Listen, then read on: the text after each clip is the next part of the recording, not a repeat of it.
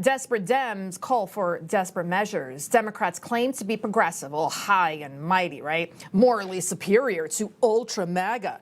Dems are the party of acceptance, of tolerance. Yet how come we consistently see the left out of control?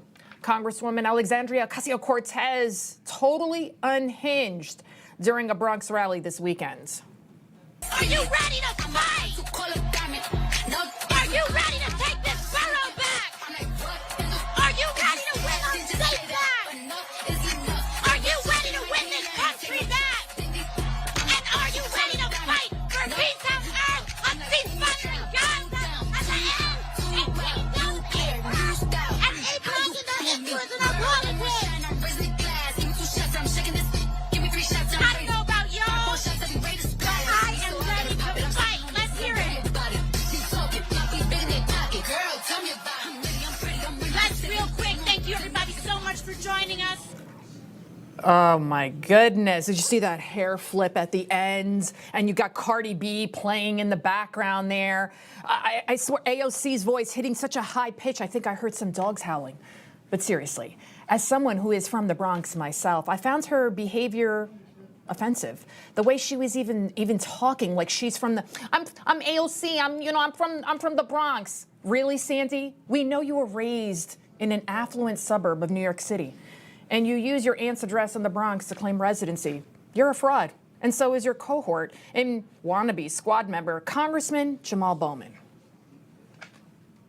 So, f***ing AIPAC, the power of the motherfucking South Bronx, coming after me. You coming after my family. You coming after my children. I'm not supposed to fight back. I'm not supposed to fight back. We're gonna show them who the f we are.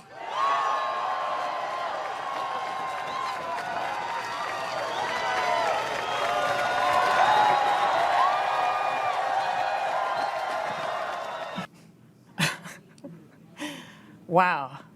Did you see that? So desperate, clinging to what's left of his political career, wearing a T-shirt he likely got free with a purchase or thrown at him during some game. And look at him wearing shorts, wildly cursing, waving his arms around, stomping on stage.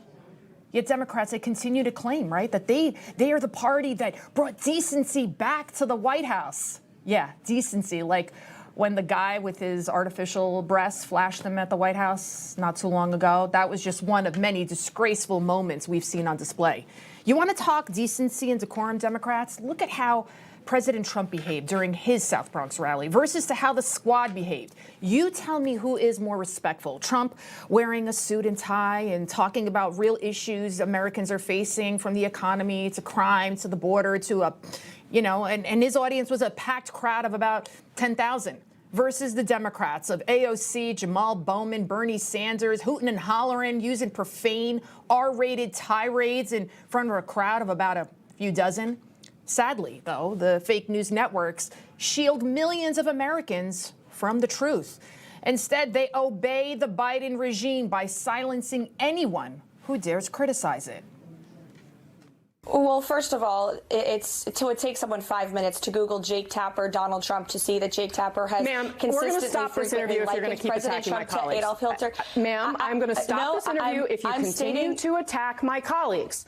I would like to talk about Joe Biden and Donald Trump, who you work for. Yes. If you are here to speak on his behalf, I am willing to have this conversation.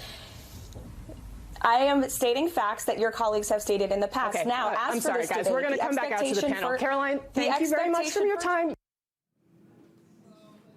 Wow. CNN anchor, right? News anchor, Casey Hunt, refusing to even allow Trump's national press secretary to finish her sentence and make her point. Instead, she just dumps the interview and goes to commercial. Why not allow Levitt to simply finish her thought and then come in with a rebuttal and say, well, Jake Tapper wasn't being biased, X, Y, and Z, like an actual news anchor. Oh, that's right. This is why. Because Hunt is not even trying to hide the fact that she is working for the White House. And she's posing as a journalist. Look at the banner right there on her X profile. She's shaking hands with her master, her boss, Joe Biden. Good job, Casey, sticking to the script like all of the other propaganda Biden networks do when it comes to adhering to those White House talking points. The videos are oftentimes made up. Deceptively edited videos known as cheap fakes. A cheap fake, at least that's what the White House calls this viral video of President Biden. The White House says there's a cheap fake problem. Cheap fakes. Cheap fakes. Cheap fakes, videos of real events that are intentionally manipulated. We're hearing about so-called cheap fakes. Cheap fakes. Cheap fakes. Cheap fakes. Cheap fakes. Distorted, out of context videos, chopped up in certain ways, constructed in certain ways. Look at him. Look at Biden. It is not true. He was fine. You know, it is true that the Democrats, they are trying to explain away Joe Biden deteriorating right before our very eyes. Do they not realize that we know Joe's mind is basically gone? He's been in office for 50 years. Hello, we see the stark difference. But now, with the first presidential debate just days away on Thursday, what will the Democrats do to pump him up this time? Or are they setting up Joe to fail in a last-ditch, desperate attempt to remain in power?